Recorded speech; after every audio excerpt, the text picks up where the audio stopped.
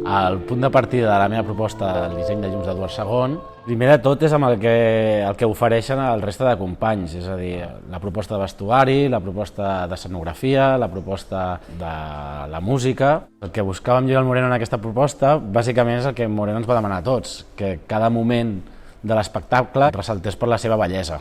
La proposta audiovisual bàsicament s'adapta a lo que és l'arquitectura de la sala. En no disposar d'escenografia, el que hem fet és una proposta de videomapping cobrint tota la sala amb 4 projectors.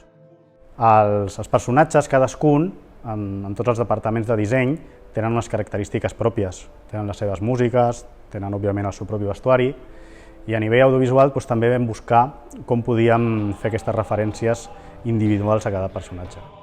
Moreno nos pasó una división del texto un poco fuera de lo normal, que estaba basada más en las emociones que había en cada capítulo del texto, y basándome en eso pues empecé a investigar estas emociones y hice una selección de tratamientos sonoros para cada escena.